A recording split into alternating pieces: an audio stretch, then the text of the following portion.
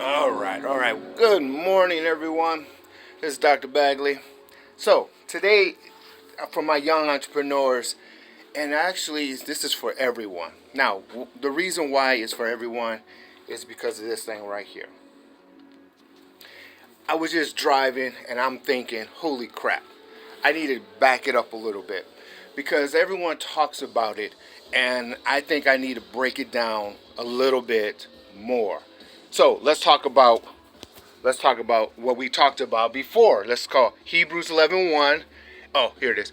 Law of attraction. So we talked about it before, but let me back it up a little bit. Here you go. Hebrews 11:1, right there. Hope for.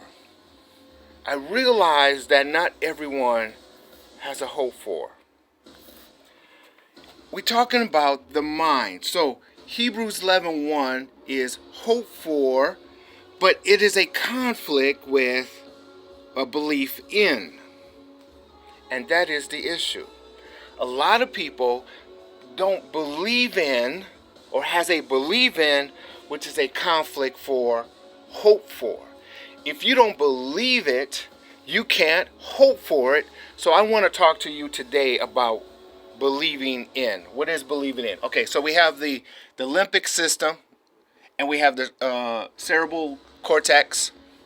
The limbic system is green, so that's the emotion side of it. The cerebral is the exterior part. The exterior part of the brain is where all your memory is stored. So when we say past stories or history, we're talking about the neurons collecting, building up your past story, building up your history. Okay, give me an example. I'm gonna walk because I got a little speed thing in me. So here's the thing. If I was to go in a room, a dark room, right? Let's check it out. If I'm in a dark room, what happens? What happens? Because of the movie, because of history tells me something. Let me close this. Because of movies and history told me something, then if I ever get into a dark room, then I'm going to have an emotion. I'm going to have my heart rate is going to go up. All of that is the cortex, memory, the emotion, heart rate, breathing, because of that little dot right there.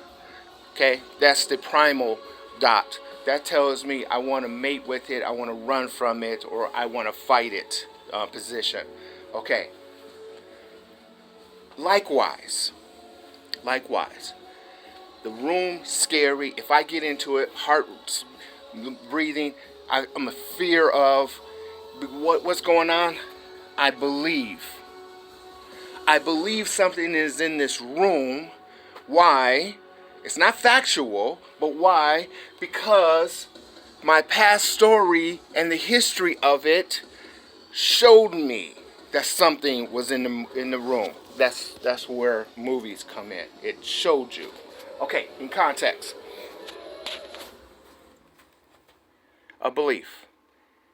If it's history and past stories, then it also affects a person's culture. You can't do this, or I can't do this, I should say, because of my history, my culture. I can't do this because I'm black and my history says this. Or I can't do this because I'm Asian, or I'm white, or I'm Muslim, or I'm Buddhist, or I'm a Christian, or I'm a male, or I'm a female. My belief in my mind is conflicting with the hope for, because my belief showed me my past story and my history, which is in the mind. Cerebral, limbic system, little run thingy. And if my belief system conflicts with my hope for, there is nothing that I can do that would change that except one thing. And here's the thing, guys. Do you accept your belief, or do you not accept your belief? If you accept your belief, then you accept the fact that you are a slave. You can accept the fact that you're poor. You can accept the fact that you're stupid. You can accept the fact that they say you're ugly, or you come from a this, or you're that, or however and whatever your history, your cortex has neurons has built for you to believe in. It's not factual though. I have a history. We all have a history. But I choose not to accept. And because I chose not to accept, I already know that I'm going against history and my story. See, because am I successful, or is anyone successful because their grandparents were and their great great grandparents were? Yeah, okay, fine. Yes, that is true. But if I was poor, extremely poor, lived in a ghetto, my best friend's mother was a prostitute, my neighbor's kid got shot because of a drive-by, if that was me and I grew up and I was born into that and grew up into that, is that me? I believe I don't accept that's me. That's where I am. That's where I live. That's where I grew up. But that's not me. Me, I hope for. I don't believe in, I hope for. And this is where we go back to where I opened up, and that is to simply say this. See, I hope for that. I believe in where I come from, my history, but I don't accept it. And that's the key. It's not that it didn't happen. It is not that you didn't grow up where you grew up. It's the fact that you're not accepting that. So before you can do anything in this, before the law of attraction, any of that, you first have to deal with, do you accept the belief of who you are? Or do you not accept it?